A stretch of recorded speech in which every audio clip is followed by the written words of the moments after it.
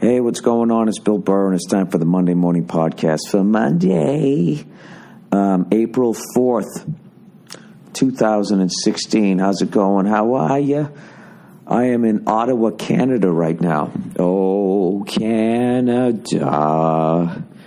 It's fucking freezing here. Every time I come, my nostrils stick together. We did fucking, I almost said Wichita. I don't know what the fuck the name of the place. Windsor. We did Windsor, me, Verzi, and fucking Joe Bartnick. We did, Windsor the first day. I don't even know what day that is yet. Friday. We did it on Friday. And, I bought this little fucking bitchy coat. You know, Nia calls it the Kleenex coat. It's just those little ones. Remember in the 70s when they had the big puffy coats? Well, they're still making the puffy coats. They're not just they're like little ones. You know what I mean? They look like little, like if you go to a rib shack and you open the little thing and they give you a little moist little towelette. Looks like there's a bunch of those sewn into the coat. You know the thing. You know what the fuck coat I'm talking about. One of those little North Face numbers. So I got that in a hoodie. Because I looked at the fucking forecast, and it said that, it's going to be like 50 degrees. And that coat's good down to 40, so I thought I was fine. And I was fine. I was snug like a little bug in the rug for the first, 2 days? Where the hell was I the second day? Oh, the second day I was at Casino Rama. That's right. That's when it started to snow, and that's when I started questioning my jacket game, as the young kids say. My jacket game was not on point, however. By the way, I didn't bring any of my fucking podcast equipment because, this trip is a motherfucker, all right? This is one of these, it's known in my business as a thrash, all right? Sometimes you go on the road, and it's a fucking cakewalk, all right? Whatever the fuck that means. What is a cakewalk? I've never even looked that up. Is there a certain kind of way you walk when you're fucking carrying a cake? Maybe that's what it is. Sorry if the levels are too high here. Just trying to talk into my recorder like a microphone. That's going to be my guess. Is that when you have a fucking cake, if you have a cake, you're going to be walking a little gingerly. No offense to me, right? So you're walking a little lightly with it, maybe? You know what you're walking like? You're walking like Paul Verzi when he puts on his fucking Jordan 4s for the first time. You should have seen him walking down the casino. He was walking like on his heels because he didn't want to crease them. I got to tell you something. I don't fucking understand people who fucking stand in line and then stab each other over a fucking pair of sneakers. I just really... Dude, did you see they got the new Jordan 3s around? Dude, they're fucking crazy. The new Jordan 3s are fucking crazy. I swear to God, they all look like nurse shoes to me. Big, stupid, bulky-looking fucking things. I think I have a pair of Jordan 1s. I like the colors. I never liked those fucking things either. When they came out and they were red and black, I thought those were the ugliest fucking things ever. I told you before, I'm part of the... Back in the day, I like those Bruce Jenner decathlon shoes. Just simple pair with fucking 3 stripes on the side. I was cool with sneakers right through towards the end of the 80s when they started having like the fucking Bo Jackson, the neon Dion fucking... Remember that neon green and neon pink, those fucking sunglasses? The second it went into that shit, those pastel colors... And the stupid fucking Reebok pump. Oh, maybe if I put some more air in my sneakers, I won't have white guy legs. The Reebok pumps were as stupid as Batman versus Superman. There. All right. Okay, Shirley. Here we go. There's cakewalk. Surely you've heard the term cakewalk. Did somebody write a whole fucking article on this? Good Lord, cut to the fucking chase. All right, I'll read this as fast as I can. Surely you've heard the term cakewalk, used to describe some sort of challenge or task that is reckoned to be pitifully easy. Surely you have... Will you stop saying... Stop calling me Shirley. Surely you have... Please don't lie. Good Lord, who fucking wrote this? The figurative definition has been around since the early 19th century, as long as the literal one. In fact, it appeared in print. But did you know that the term is actually pretty racist? I'll bet you didn't. What the fuck is wrong with this idiot who... This is such a classic, if you actually had to get a real job writing, you wouldn't have one. Everybody on the internet fancies themselves like they're some sort of journalist, when they're writing. This is just... No, you're just fucking writing on a...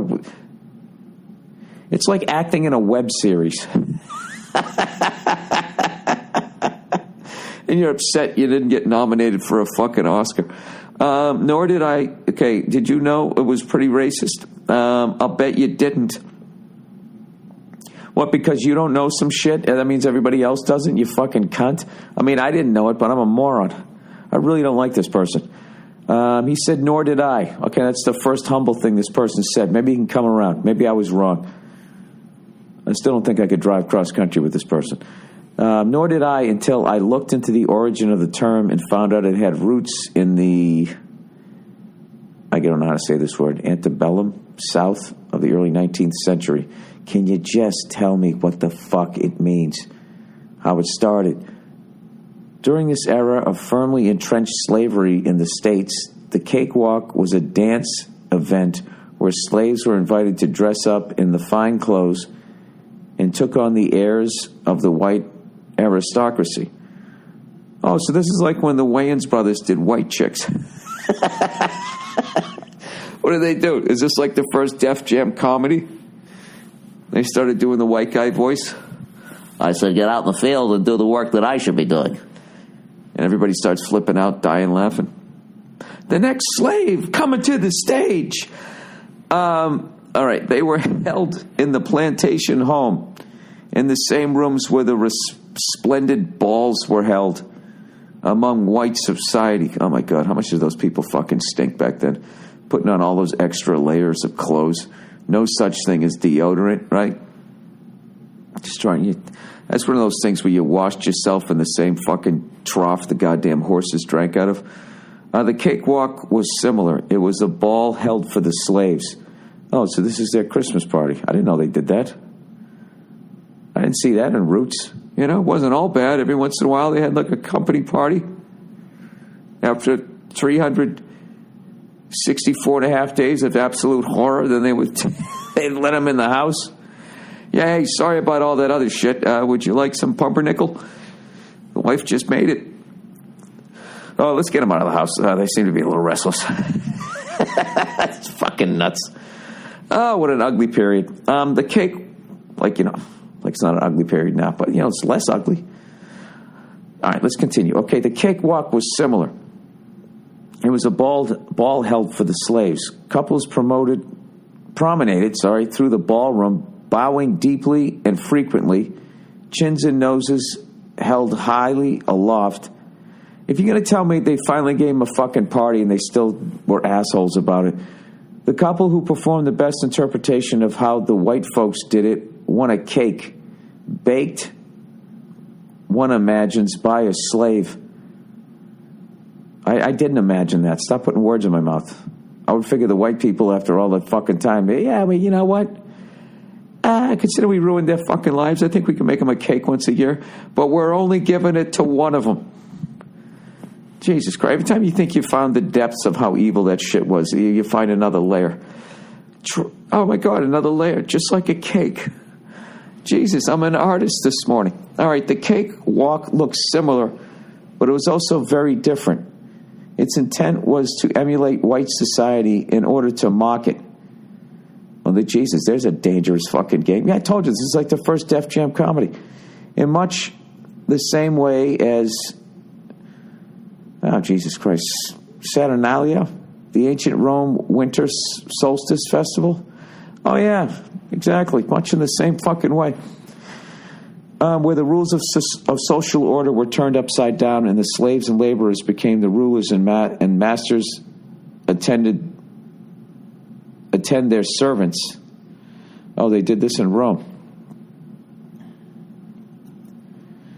This is just all fucking weird.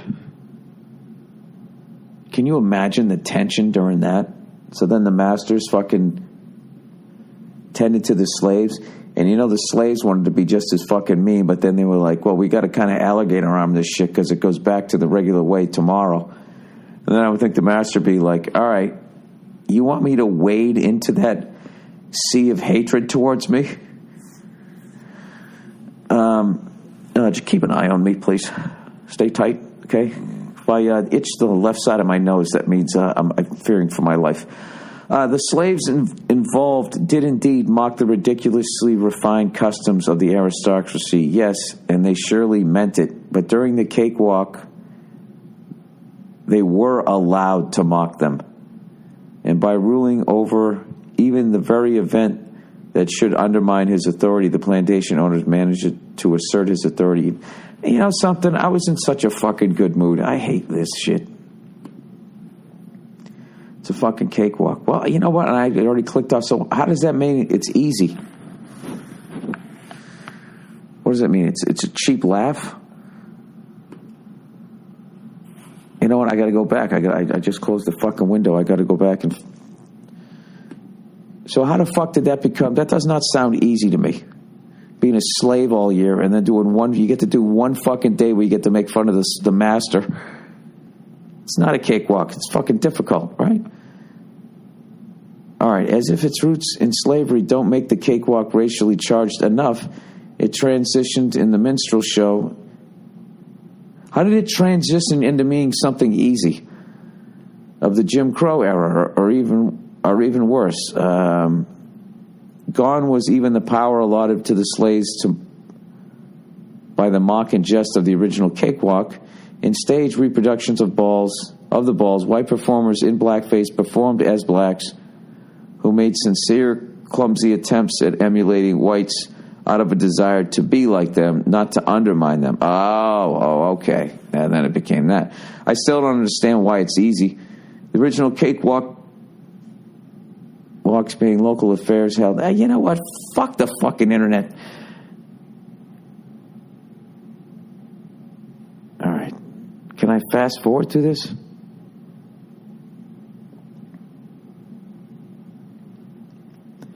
Oh, God, he used the word apparently. There's no other word alternative comics like to use more than that. Apparently. All right, clumsy attempts. Blah, blah, blah. The original cakewalks were being local affairs held in the confines of the southern plantation. The minstrel shows traveling. As a matter of course, it was later interpretation that became to define the concept of the rest of the country and the world, and what you could describe perhaps as a deep desire to stop being so incredibly racist. American society as a whole abandoned the racial basis of the cakewalk in favor of it simply describing something so easy that just walking could yield the reward of a cake. There it is. The definition is still vaguely racist. It isn't racist.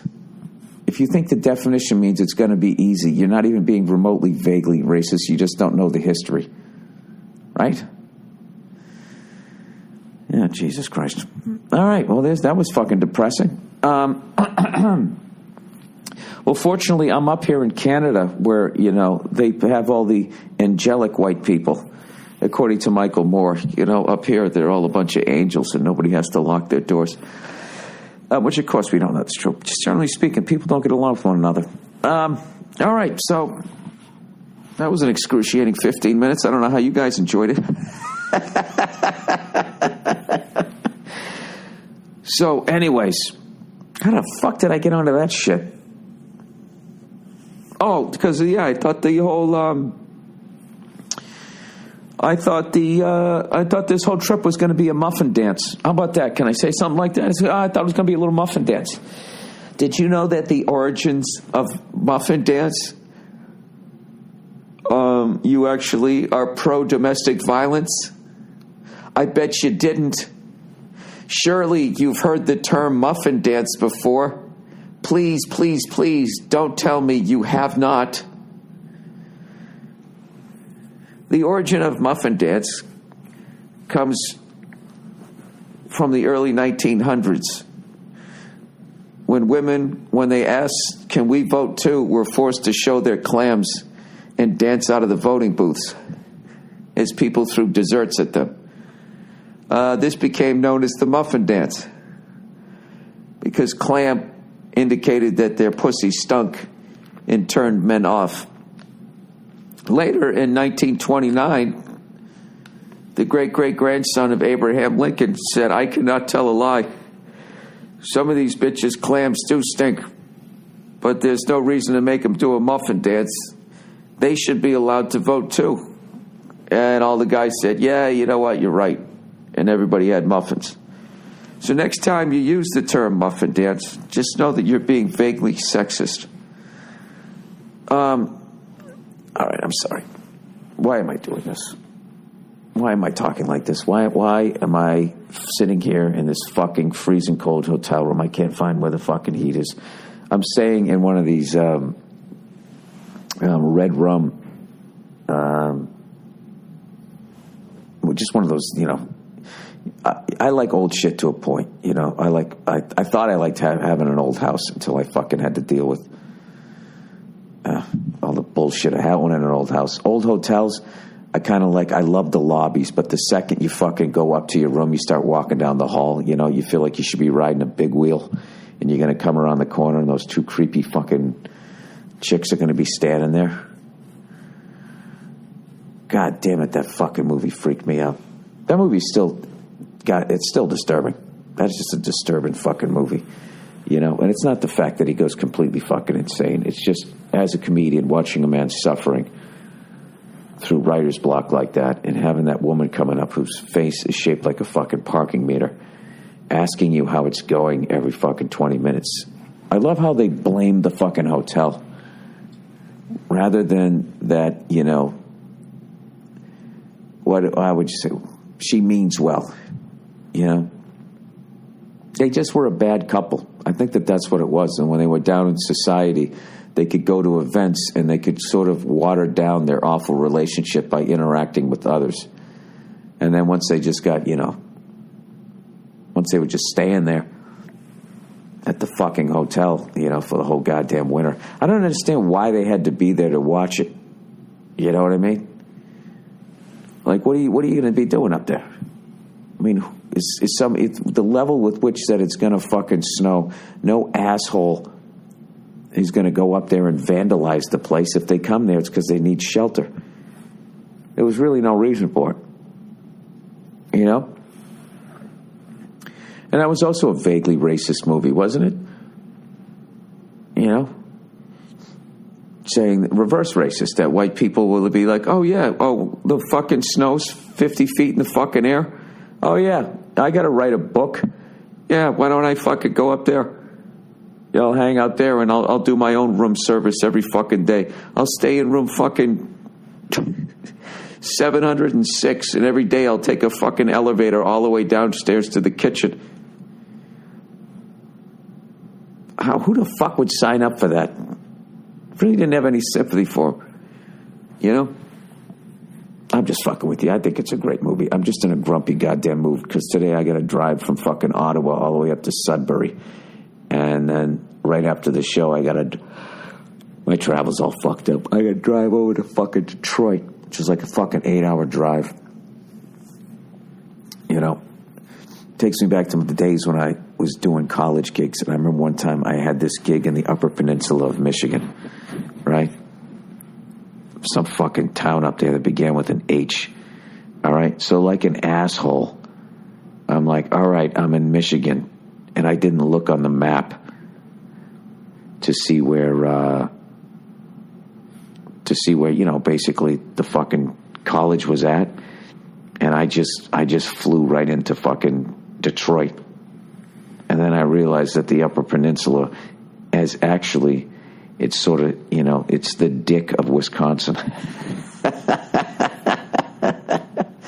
I should have flown into fucking Milwaukee and driven up, but I didn't. I flew into Detroit, and I had to go drive all the way up the whole fucking state, It was pretty cool because I got to drive over whatever bridge that is, the Mackinac Bridge or whatever the fuck it is. I'm trying to look it up right now, but I can't remember the name of the fucking.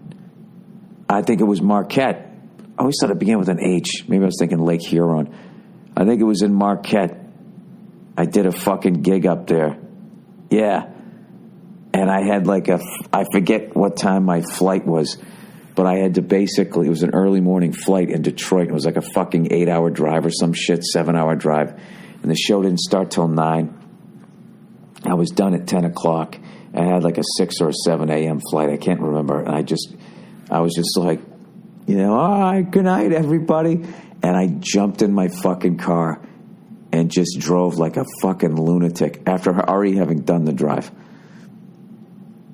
Drove all the way back, just like nodding off, almost falling asleep. It was one of the dumbest things I ever did.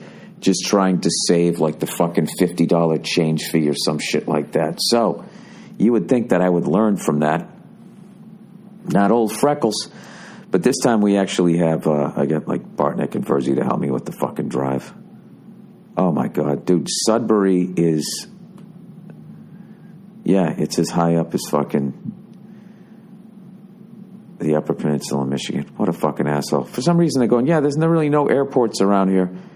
I don't know why we didn't just take a couple of puddle jumpers there. I have no fucking, I know why. Initially, I was picking up a rental car in Detroit, and I was going to drive this whole thing. And then at the last second, they're like, it's a pretty long fucking drive. So I said, all right, well, we'll fly most of it, and then we'll do the thing, Then we'll get the rental car. We'll get the rental car in fucking Ottawa, blah, blah, blah. We'll do it one way. But then I was still leaving out of Detroit. This is so fucking stupid. Oh, this is going to suck. But anyways, what will be cool is tonight I'm playing a small, hockey arena. And it's going to be great. It's going to be a fucking good time. I played one of those last night here in Ottawa. The Ottawa Civic Center, whatever the fuck it was called. Anyways, this isn't what the fuck I want to talk about. I had something else I want to talk about, but I got to read the fucking advertising here. I know this podcast is all over the place, okay? I can't say it's a fucking cakewalk anymore. I can't say a cakewalk anymore because now I know it's fucking racist. All right? Well, actually, I can't say it to you guys, but I could say it somewhere else. You know what? Who's kidding who? I'm going to say it. I'm going to say it because I've been saying it my whole fucking life. It's just going to come. That's how you become an old person, where someone's going like, Grandpa, do you know the origin of that? Oh, shut up, you first-year freshman. All right? You fucking cunts. I've been around 80 years. Stop breaking my balls. If I want to say 23 skidoo, God damn it, I'm going to say it. You almost kill your fucking grandfather trying to get him to stop saying something. All right, let me get to the advertising here. Oh, here we go. Oh, the old trunk club. Trunk club, everybody. Do you hate going to the mall? Sure, we all do. Surely you've been to a mall. Surely you're not going to sit there and say you haven't. Trunk club, shopping takes forever, and no one has time for it. Well, people who enjoy it do. They live for it. Let's go shopping. Those fucking dopes would just go down and they would sit there and look at outfits. Never once putting their ear up to the shirt and hearing the crying child that sewed it together. Throwing out their old fucking clothes. Just end up in the ocean or on some hipster's back who pretends he had the job you had, right? Shopping, I used to always drop off clothes at Goodwill. Who's kidding who? I still do. And I thought it went to fucking homeless people, and it doesn't. It just goes right on their racks, and they turn around and they sell them, which makes me feel good, knowing that they don't end up in a goddamn ocean, right? Anyways, and now it's spring, so you need pastel polos and boat shoes, right? And it'd be nice to have your own personal stylist, too. I think that has to be a joke. Nobody needs pastel polos and boat shoes. I think that those should only be for the upper 1% of this country. You know what I mean? It's for the robber barons and their date rapist children, and they can walk around. And what would be great is you make it exclusive for them, so they'll feel like, oh, look at us, we are a cut above. It'll be like a status symbol. Well, really what it is it's a warning for anyone that dates their children. You know what I mean? It was, instead of wearing the scarlet A that you're a whore, you just have those pastel colors. Just be like, you know, it gives the ladies a little heads up, you know, that there's going to be a sense of entitlement coming at them with a heart on, right?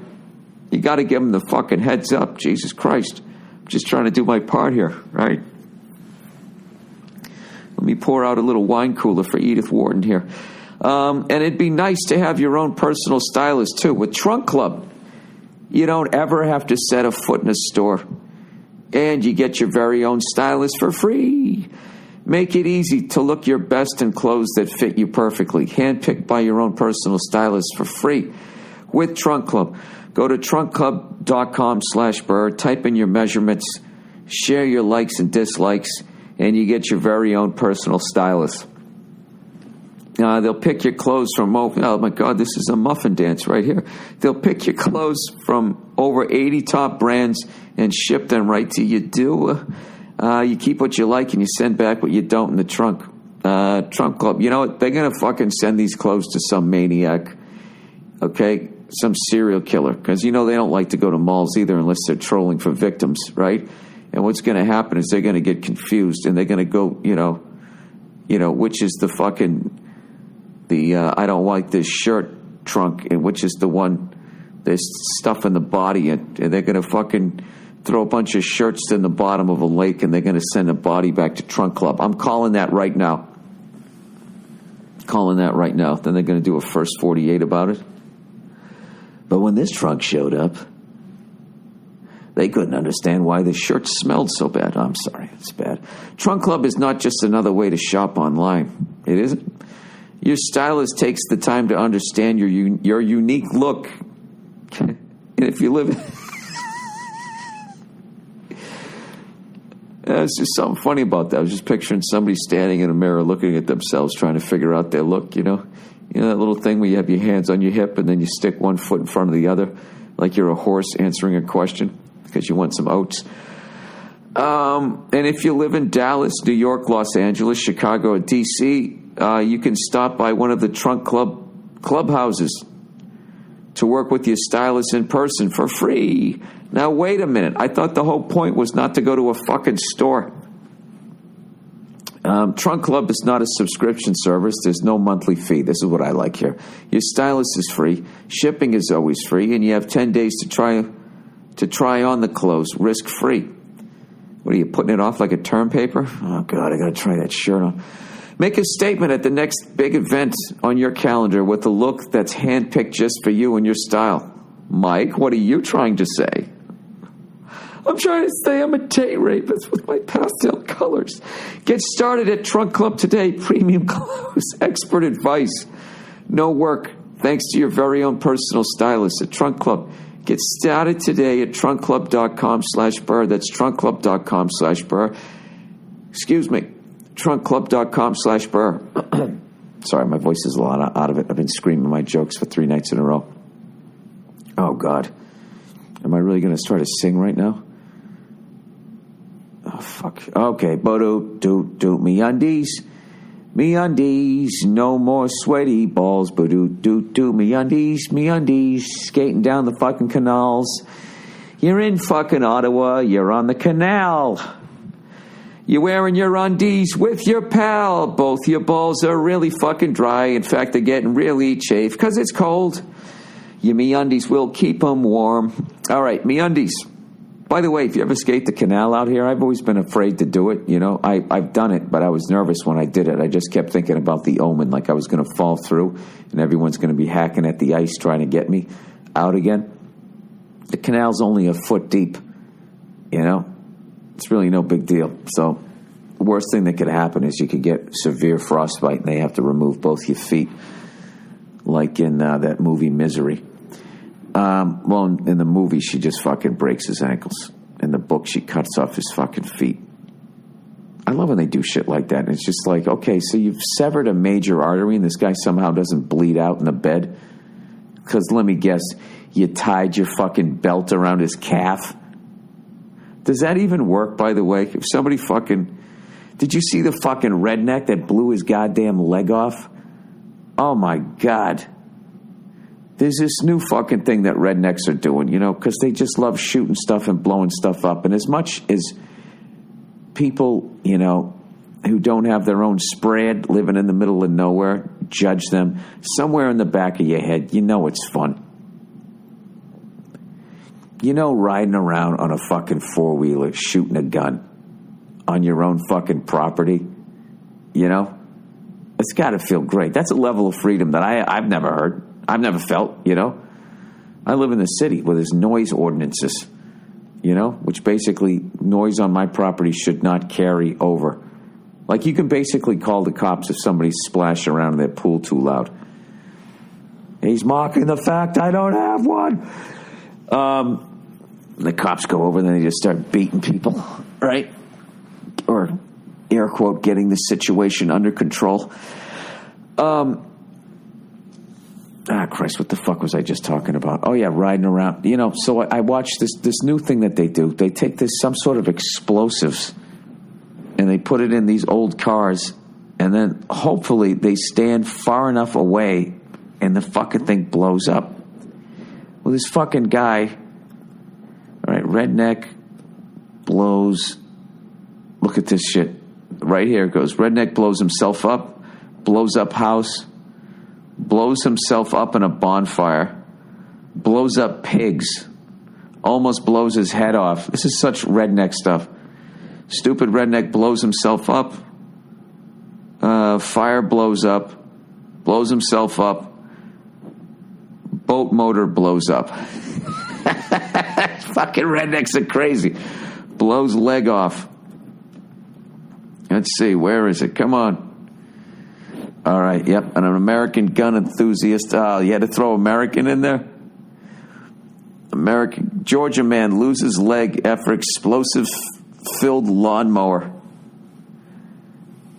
I will link you this. You don't see his leg blow off, but you blow off his body, but this guy basically, it's called, I hope I say it right, tannerite. It's some sort of explosive, and the new thing that these rednecks do is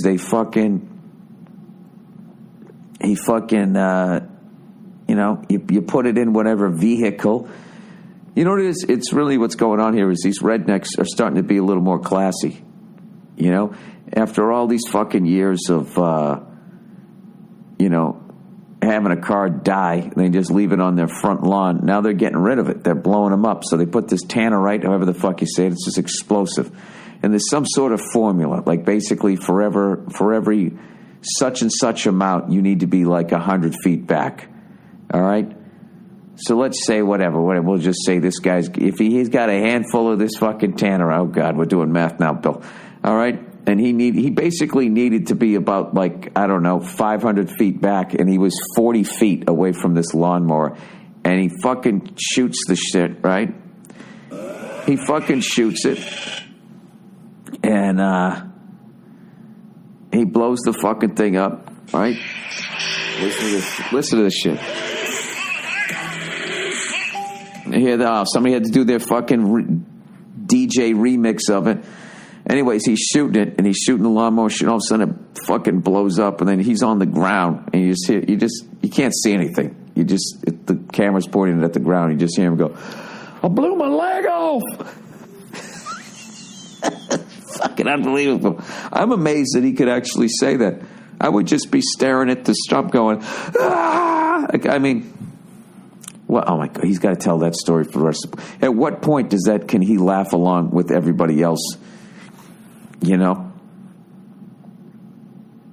I bet he's considered like a tragic figure now in the redneck community. He'll probably, at the next cross burning, they let him light it. He hobbles up and everybody gives him a round of applause, like they're all fucking sad, like what happened to him was some sort of a terrorist act rather than self-imposed fucking stupidity. Jesus Christ. I feel bad for the guy, but who the fuck are you doing? Shooting a goddamn gun at dynamite, basically, whatever the fuck it is, in a goddamn lawnmower. The fucking blade alone, the shrapnel from that. I gotta look this shit up. Top 10 dumb ways to blow you. Oh, to die? All right, we'll go with that. To die. All right, let me hear your March Madness brackets. Top 10 dumb ways to die.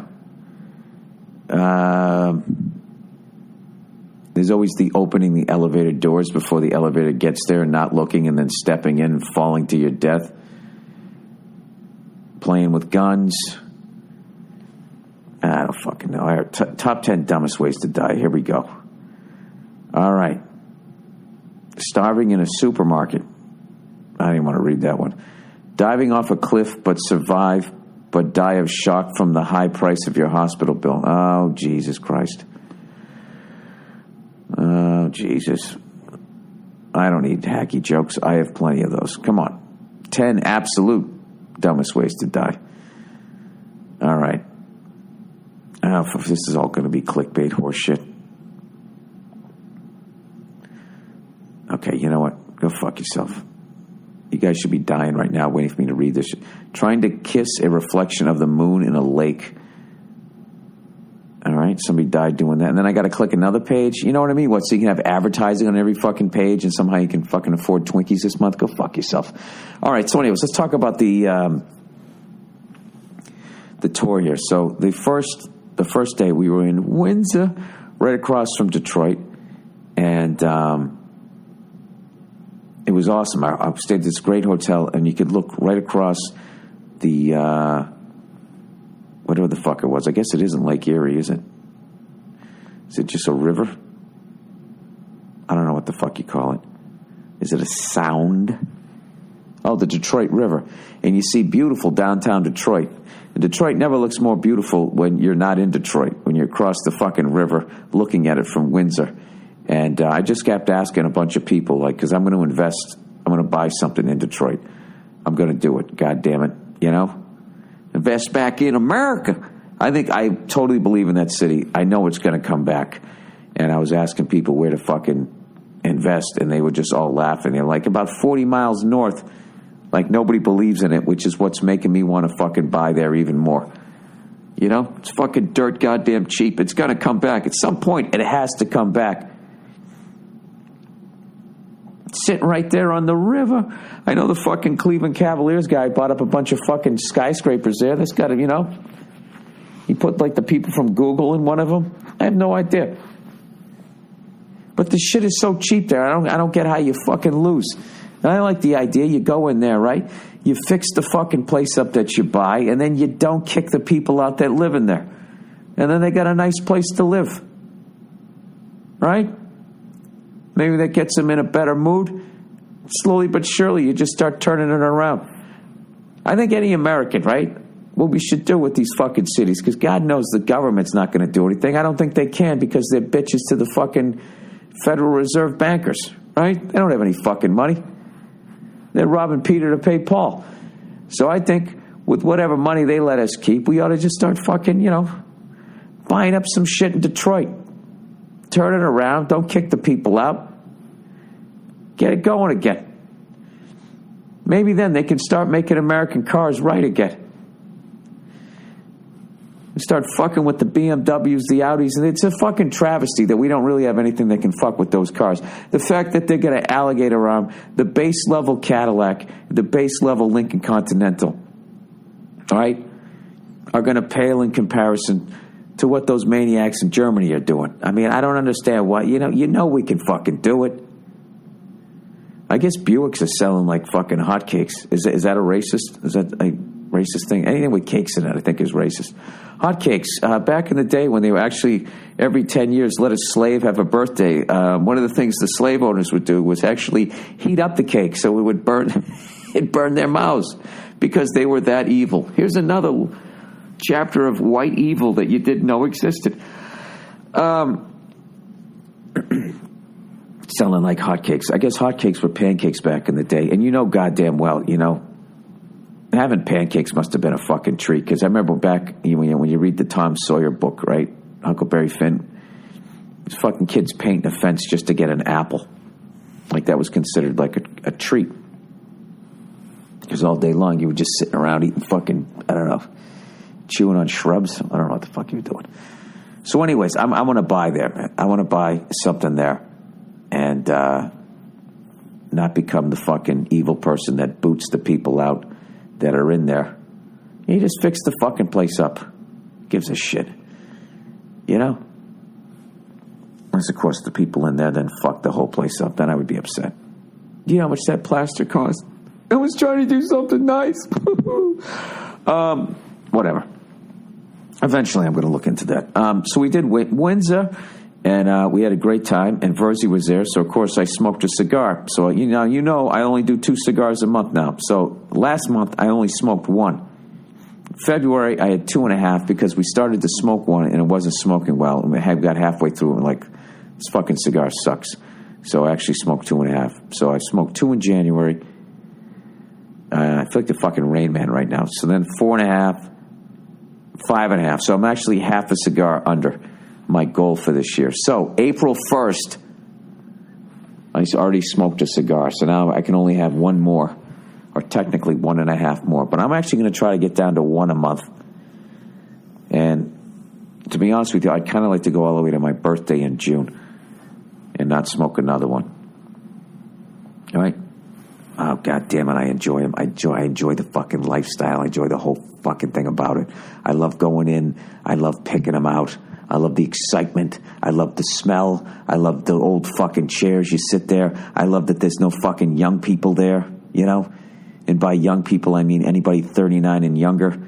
I just don't run into them, you know? Everybody's just chilling the fuck out. Smoking a cigar, I don't care what kind of a maniac you are. All these fucking kids that they put on Ritalin and all this type of shit, you just give these kids a cigar. Just have them sit down, puff, you know, next thing you know, you're thinking about how great life is. There's something about smoking a cigar that's all you just not thinking how great it is. How great it is that you can enjoy the fucking day. You start planning your retirement. How the fuck are you going to get out of this bullshit? So you can just sit around in whatever zen you've somehow come into. I mean, I swear to God, if cigarettes make you feel like that, I understand why people do that shit. It's funny, but, you know, non-smokers like myself, you know, I actually am a smoker now with the fucking cigars, but, you know, I used to always look down on those fucking people that smoke cigarettes. They were huddled outside and all that shit. You know? I don't know. Maybe they know something I don't. I'm not advocating smoking. I don't know what I'm saying. By the way, Canada, Windsor Airport, Jesus Christ, what a fucking gem that is. I love small airports. There's nothing better than that.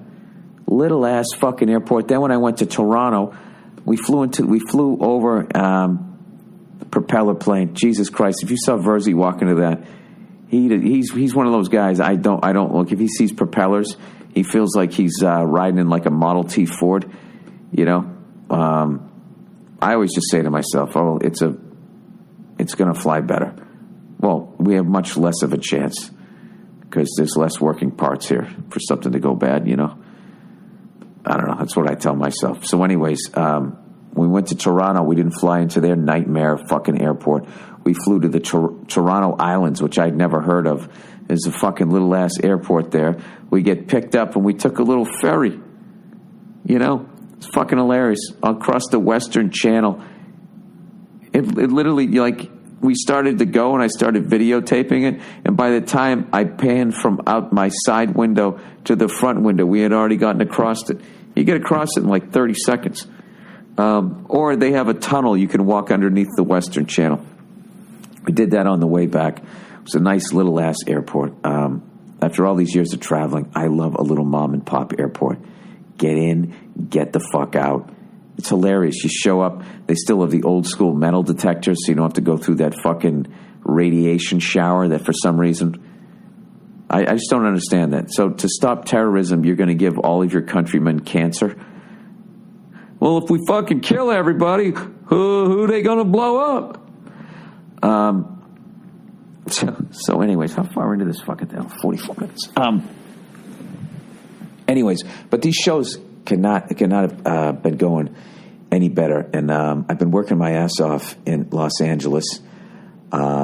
for a reason that I'm not allowed to say yet, for whatever fucking reason. So I've been worried that I can't, I can't fucking do stand-up as much as I'd like, but I've been doing a bunch of spots, like little 10-minute spots, trying to stay sharp. I just do a little bit of my act. Even the jokes I hate, I'm like, yeah, just fucking say it so you remember how it goes. And I could not be having more fun up here, man. Just having a fucking great time.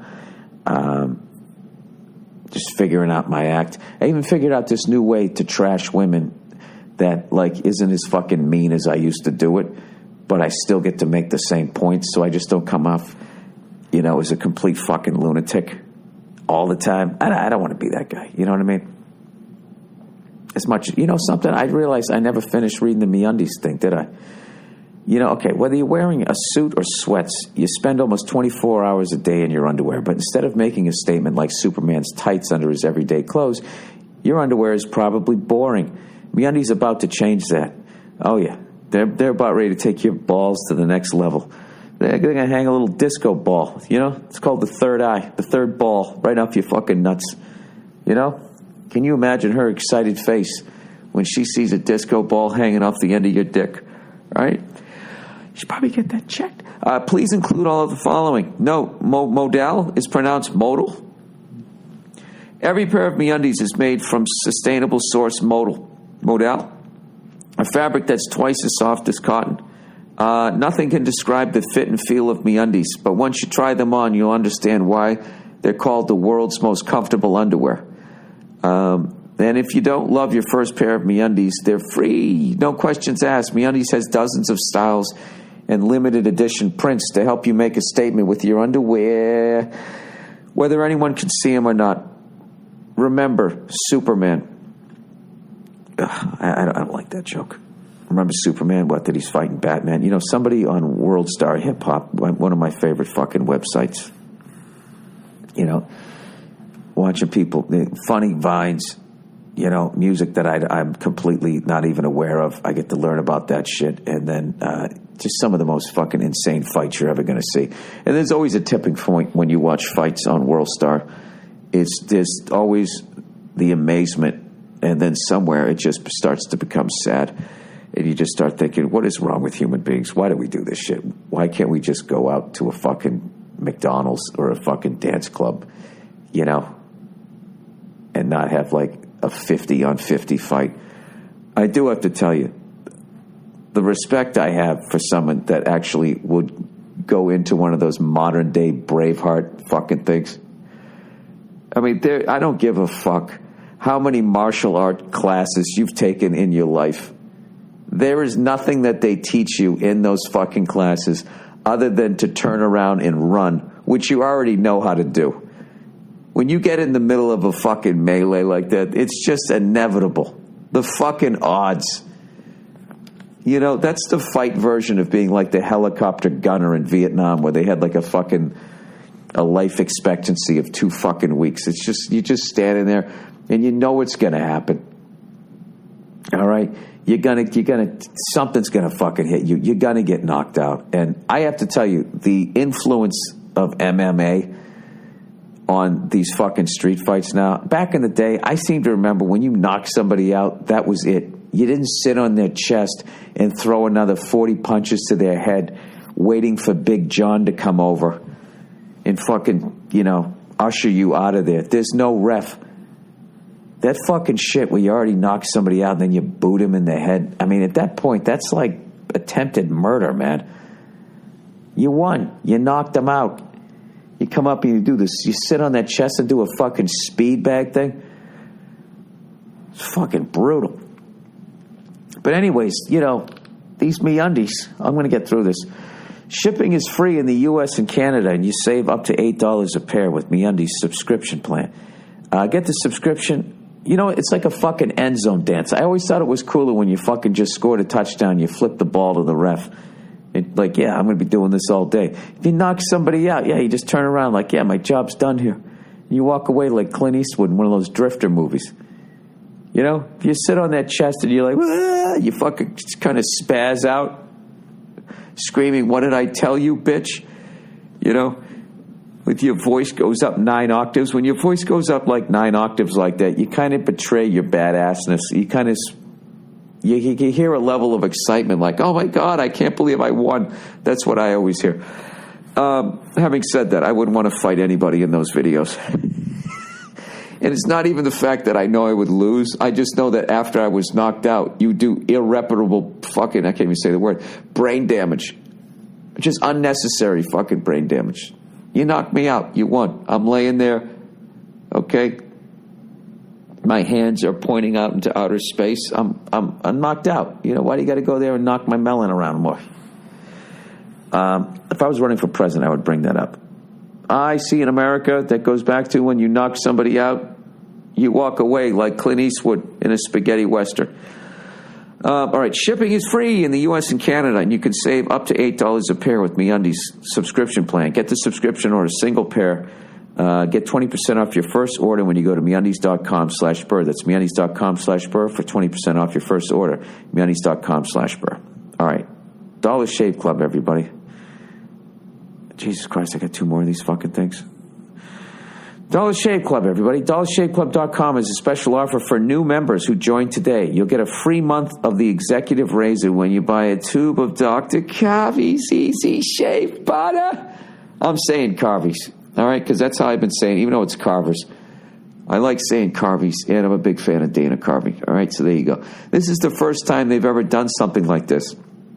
And once you try DollarShaveClub.com, you'll become a proud member like millions of others. One reason is because they deliver amazing razors right to your door for a third of the price of what the greedy razor corporations charge. That means when you join Dollar Shave Club, you can afford to shave with a fresh blade anytime you want, which feels fantastic. You'll get a free first-class shave when you use the Executive Blade without hurting your wallet. What is the Executive Blade?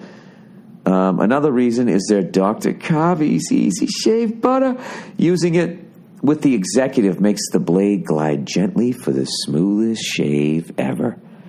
Dr. Carver's Shave Butter isn't your average shave cream. It's a unique conditioning formula with high-quality natural ingredients, leaving your skin unbelievably soft and smooth. And right now, new members who buy a tube of the shave butter get the Executive Razor for free. You know what? They've never done anything like this before, so take advantage of it before they come to their senses. And it's only available by going to DollarShaveClub.com/Burr. That's DollarShaveClub.com/Burr. Hey! DollarShaveClub.com/Burr. All right, Stamps.com, everybody. This is the last one, mercifully. All right, Stamps.com. Trips to the post office are never convenient. Well, if you don't like your wife, they're fucking great. You know what? I'm going to walk. So why not get postage right from your desk with Stamps.com? Stamps.com even gives you special postage discounts you can't get at the post office, including first class, priority mail, express, international, and more. You'll never pay full price for postage again. Here's how Stamps.com works. Using your own computer and printer, buy and print official U.S. postage for any package or letter. Then just hand your mail to the mailman or mail lady, or drop it in the mailbox. It's that easy. No wonder over 600,000 small businesses are already using Stamps.com. I use Stamps.com whenever I send out one of my fucking posters. You know, it's funny. I have a poster for this tour, the Plowing Ahead tour, and it was an old Telly Savalas movie poster, right? And, you know, I spent all this money having this guy do the whole thing up, and we had the whole fucking tagline on it. You know, it looks like an action movie, like I'm sitting there, but Telly Savalas was holding the gun. I'm holding a microphone. We both are bald-headed, right? And he had a casino, all that shit. I have like a helicopter and all this dumb shit that I'm fucking into. So it looks like this action movie. And then we had all this fucking just, you know, silly shit. Like they tried internet porn. They fished out the oceans, but nothing could stop the man with no answers, right? And then it was like this coming... You know, it was supposed to be like this movie poster. So I don't think the casinos understood it. They took away all of the words, whatever the fuck you call it, all the text. They took all of it away, and they just have this standalone poster, and now I just look like a magician.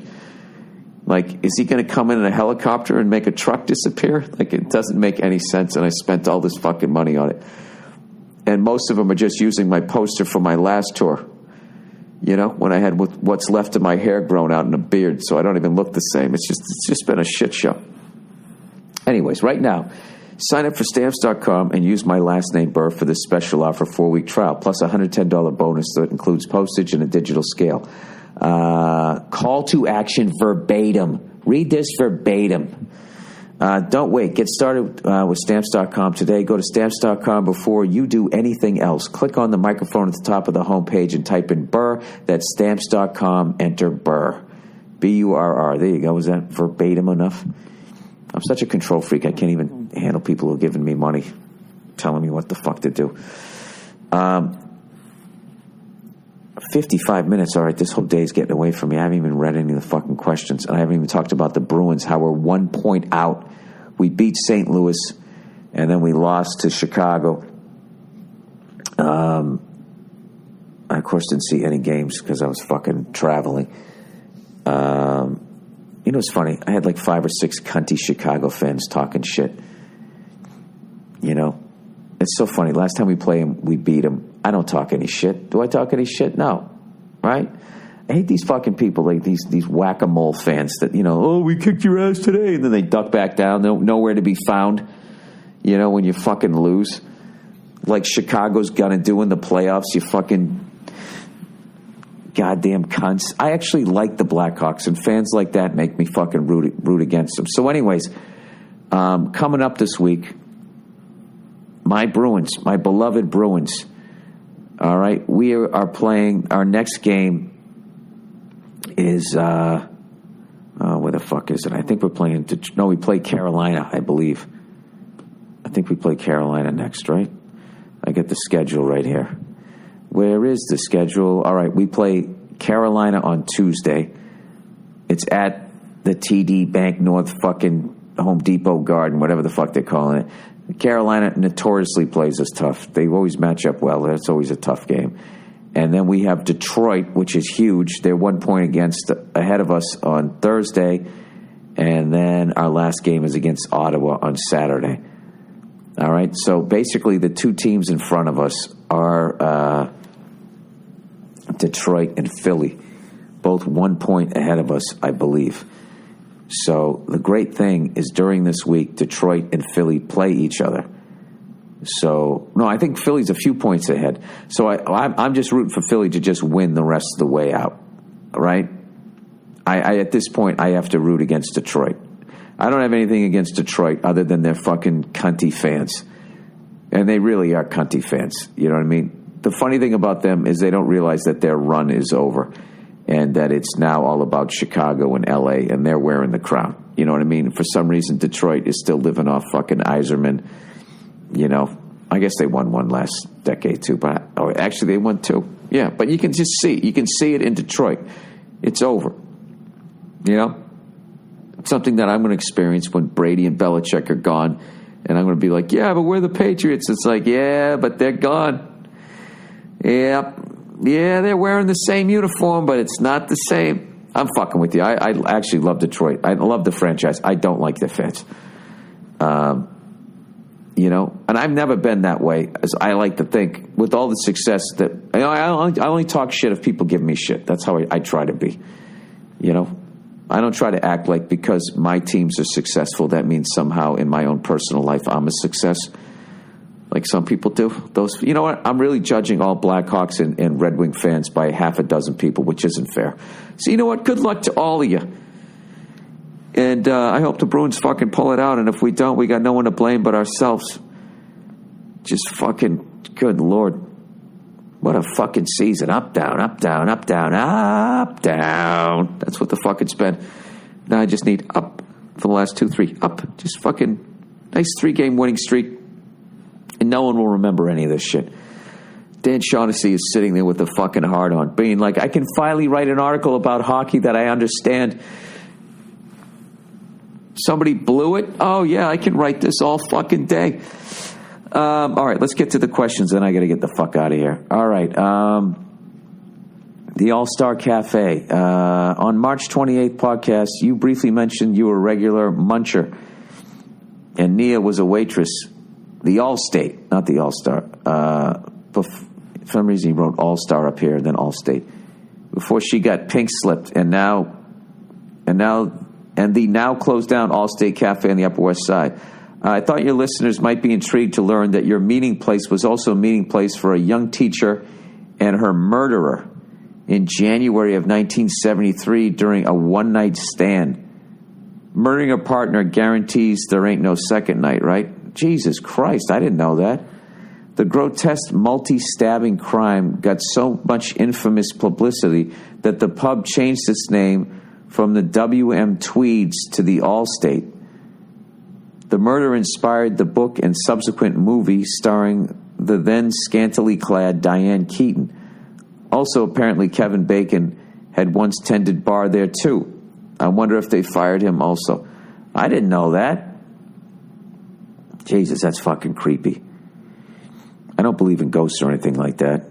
Not even remotely, but that type of shit is just scary.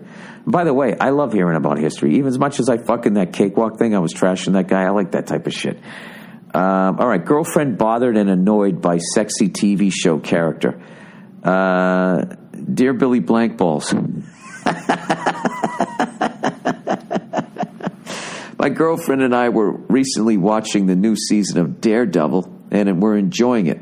However, one character, Elektra, was introduced, and she bothered the hell out of my girlfriend. For reference, Elektra is this character that is sexy, provocative, and an all-around badass ninja woman. Elektra is also like that weird sort of, isn't that mythology thing? What is that weird fucking thing? Isn't that with, I'm not even going to say it, because if I'm wrong, it has to do with some sort of creepy sexual relations within the family, doesn't it? You know, daughter, father, and then the other one is son, mother, where the son kills the dad or some shit. It's just fucking weird. When I see those types of stories, I actually start believing in Adam and Eve. Well, yeah, there was just two people and they banged, and then they had this incestuous fucking horse shit for a couple of generations until we fucked ourselves out. Maybe that did happen. Maybe that's why Neanderthals and all, like, or whatever they are, the original cavemen, their heads were all fucked up looking. It's because everyone was related. Who the fuck knows? Anyways, she was a cool character, but my girlfriend hated her. I noticed that it wasn't anything against the character, since she couldn't tell me why she didn't like her other than she just bothers her. Other people have told me that their girlfriends/wives are the same way with Elektra when watching this show with their significant other. I know it isn't just this character, because any female that is in a sexy, badass role, I've noticed women, specifically ones with boyfriends, don't like. Is this just some kind of insecurity women have?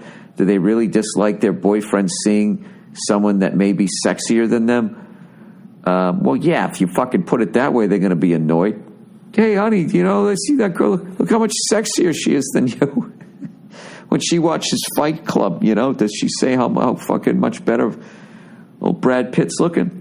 Anyways, are they worried that this fictional TV character is going to steal me away from her? I am wondering if I should say anything, because quite frankly, it's starting to get on my nerves. She will root against the character for no reasons besides the ones listed above. I don't know if I would just make her more pissed off, though. Have you ever been in a situation like this? Love the show, and as always, go fuck yourself. Here's the thing. One of the worst things you can do when you get into a relationship with a woman is to start having your behavior be dictated by just trying to keep them in a good mood. All right? I'm not saying walk around and be an asshole, but if you're not being a fucking asshole and they're just being moody fucking assholes, like, you got to call them out on it. Yeah, like, and this is another thing too. You got to treat them like adults rather than treating them like children, which is what a lot of guys do, because physically we're stronger than them, so you feel like if you say anything to them, it's like you're yelling at a child. You're not.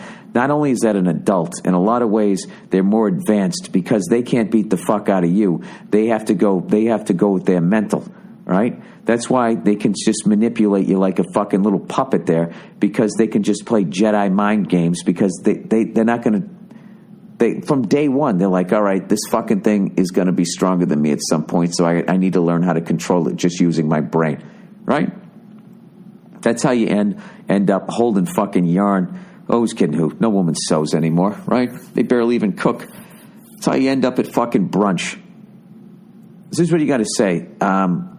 You just got to just hit pause and I would just be like, what is your problem with this character? You're ruining this show for me, okay? Look at Daredevil. He's got abs. You see me acting like a fucking baby about this, you know? If you don't like the way you look, go to the gym. Why don't you be inspired by this fuck? That's what I feel when I watch a superhero movie. Other than when the fuck is this dumb horse shit going to be over? It always makes me feel like, yeah, I got to hit the gym. I can literally sit there and watch Thor, who's probably a foot taller than me, 1,000 times better looking than I'm ever going to be, and all that dude does is make me want to go to the gym. But then again, if you look at our roles, like, all I need to do is earn enough money where I can get a Ferrari and a toupee, and next thing you know, I can bang some whore that's been in a fucking magazine. And that's basically how it works, if I drive the car in the right part of the world, right? Drive around the fucking French Riviera, Jesus Christ, you have no idea what you're going to be banging. They don't have that option. You know what I mean? They can't be like, well, I'm a 6, but, you know, if I start making money, I can go get myself a Brad Pitt. You can't. And you know what? You can't blame society. You got to blame the good Lord for that one. So maybe that's why. Because no matter what she does, she can't. I don't know. I don't fucking know. Ask her. But, you know, something I wouldn't be on. You know, if she's ruining your show, you got to call her out on it. All right. Okay. Going bald. Dear Billy Baldcap, I'm 24 and I'm going bald. This runs in my family as both my grandfathers were bald, so I don't have any sort of identity crisis about it. In fact, I'm leaning into it and will joke about it when appropriate. My question to you is, when do I finally start buzzing everything away? The last thing I want to do is rock a George Costanza look, but would like to have a full head of hair while I can before I look like I'm in denial. No comb-overs for this cunt. My hair is thin but still covers everything on top, though my barber did crack more jokes than usual at my expense last time I went to get it cut. No, I didn't provide a picture because this isn't a fucking Rogaine commercial. Given your experience, I'd love to hear your input on when you pulled the trigger to buzz it all away, and possibly the input of the lovely Nia. Well, Jesus Christ, what am I, your fucking stylist? Well, I think, you know, something, if your barber starts making jokes, you know what I mean? I feel like there's not enough time left on the clock for you to make a comeback. That's basically like now you're lining up and the dude across from you is talking shit about how they're moving on to the next round of the playoffs and you're not. So it sounds like it's already over, you know? I don't know, dude. What am I? What kind of a fucking man asks another man a question like this? Just fucking, you know, shave your fucking head, or go get hair plugs, or put Rogaine on it, or dye it a different fucking color. I don't give a fuck what you do with it. What is my experience? My experience was when I was just sick of it. I was sick of the slow death, and I was just like, you know what? Let's just put this thing out of its misery.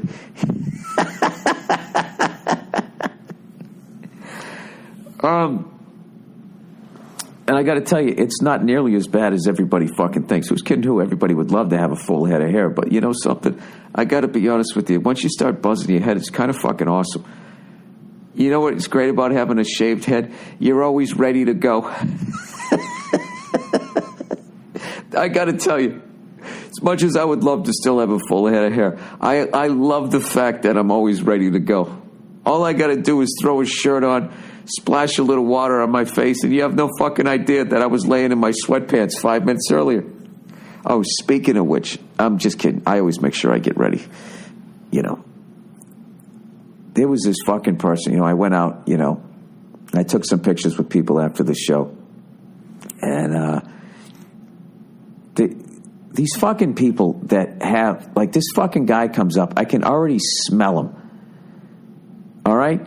And then he goes to put his arm around me during the fucking picture, and I'm telling you, like, literally, could make paint peel off the fucking walls was how bad this guy's body odor was. And he's with other people and they don't smell. It's like, why don't you say something to him? Because I'm not going to say it. Okay? You paid money to see me, right? I gave you a show and then I come out there and I take a picture and then I tell you you smell bad. I wouldn't do that to somebody, but Jesus fucking Christ. You know what's fucking hilarious about this person too? I kept running into him. And then this person just loved to tell a story that somehow involved, lifting his arms up past his fucking shoulders. Jesus fuck, man, I never noticed how much you lift your arms during telling a story until I ran into this. This guy fucking reeked. Fucking reeked.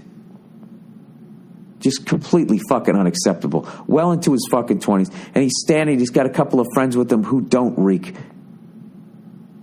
Oh my God, I wish I had one of those old school fucking, the spray on deodorant. And as he was telling the story, I'd be like, yeah, and just holding my nose, and I would just spray under one armpit. No, keep telling the story and then spray under the other one.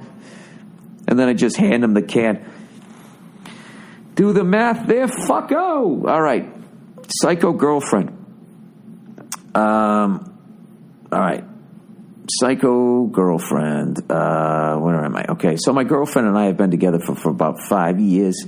And lately, I've been feeling the get engaged pressure from her family. Well, yeah. I'm 23 and she's 21. All right, let me rephrase that. Well, no. I thought you guys were older. We've been together since high school, and I haven't experienced much else besides, of course, the young middle school tug job girlfriends. I'm afraid of someday regretting missing out on meeting a ton of different girls like all my buddies have been. I mean, you're only young once, right? My girlfriend flips out on me about watching porn because I'm thinking about other girls, and she acts like I'm cheating on her.